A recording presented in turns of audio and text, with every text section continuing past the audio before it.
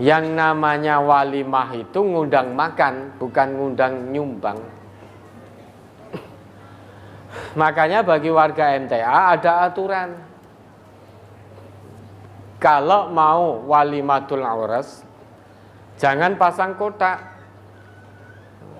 Bukan berarti pasang kotak itu berdosa, bukan.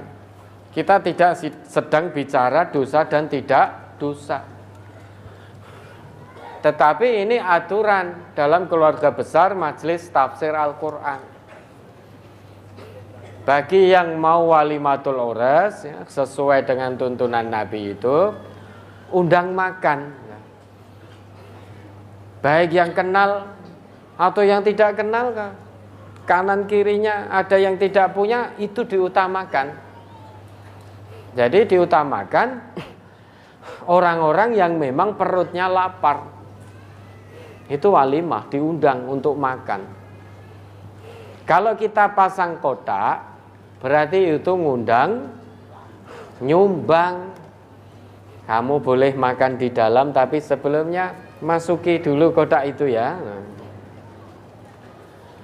Jadi secara tidak langsung maupun langsung pasang kotak itu berarti ngundang nyumbang. Apalagi sekarang. Sekarang sudah berubah kebiasaan. Sudah bukan kotak lagi. Ada di beberapa daerah itu, ada baskom itu ditaruh di depan pengantinnya. Tidak pakai amplop lagi. Langsung uangnya, habis itu dibacakan. Bapak Fulan 100.000, Ibu Fulan 50.000, Ibu Fulan 10.000. Wah, itu sudah izin. Terus ada pencatatnya. Supaya apa? Nah, nanti kalau dia punya gawe, saya mengembalikan. Lihat catatan, oh kemarin Bapak nyumbang 100.000. Saat Fulan punya gawe, saya kembalikan 100.000.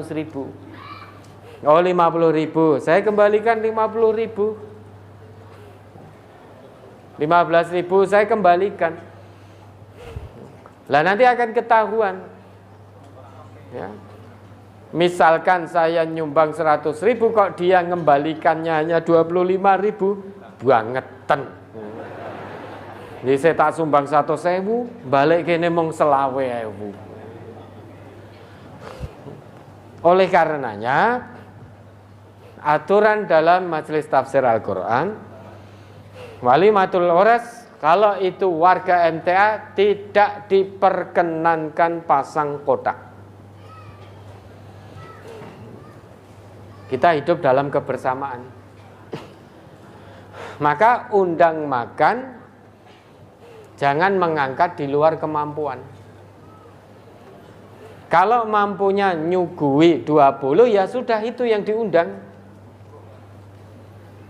Kalau kanan kirinya, kemudian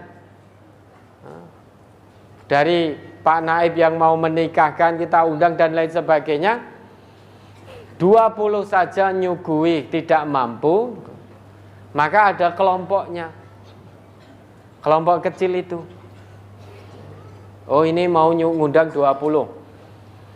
Karena tetangga kanan, kiri, depan, belakang, dari KUA dan lain sebagainya. Oh nanti disuguhi ini sejumlah 20. Tapi sohibul hajahnya tidak punya. Ya sudah, kita sebagai kelompoknya ta'awun. Ya, berta'awun. Yuk kita bahu-membahu untuk takaful. Ya.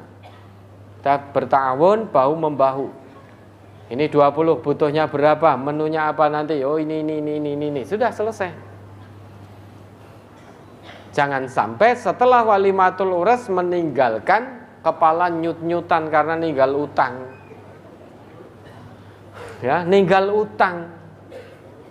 Utang harus disaur, jagane dari sumbangane. Tidak netes. Akhirnya rugi, bubruk kan itu, sehingga pusing kepalanya. Padahal yang namanya pernikahan itu ya, setelah ijab kabul berarti halalnya dua orang laki dan perempuan yang semula haram. Tujuan utamanya itu, bukan oke-okean tamu. Kalau oke-okean tamu, maka bisa mengangkat di luar kemampuan. Ora penak ya ngaji ning MTA, oke aturane. Lah itu nidom majelis kita. Nah bagaimana kalau ini saudara kandung saya, adiknya ada yang mau punya gawe. Adiknya ada yang mau punya gawe, saya sebagai kakak mau membantu. Itu bagaimana? Cukup ya, jangan dipertanyakan itu.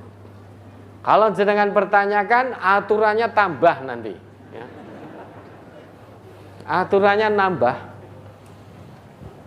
Kalau itu adiknya, kakaknya, ada kakak melihat adiknya mau punya gawe.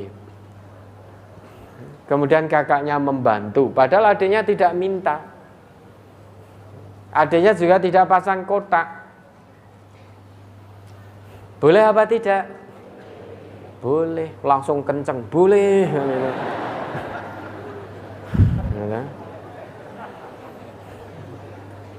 Tetapi di MTA yang tidak boleh pasang kotak. Kemudian dalam undangan yang disebar itu cantumkan tulisan, mohon maaf dengan tidak mengurangi rasa hormat, maka kami tidak menerima sumbangan dalam bentuk apapun.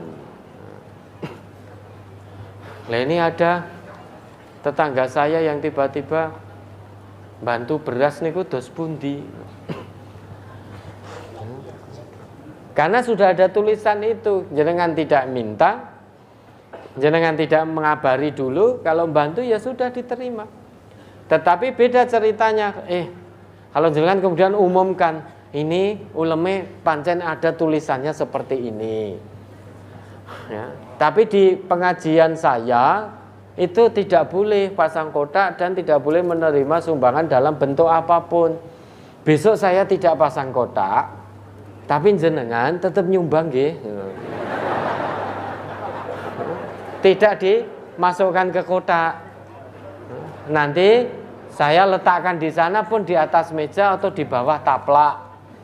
Atau ini meski ada tulisan tidak menerima dalam sumbangan bentuk apapun, jenengan nek mau nyumbang beras 1 karung, nggih monggo silahkan.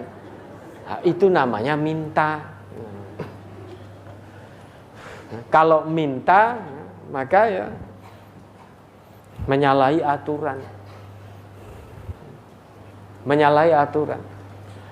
Tetapi kalau sudah tertulis seperti itu, jenengan sudah umumkan, pangapunten Bapak Ibu, kami tidak menerima sumbangan dalam bentuk apapun.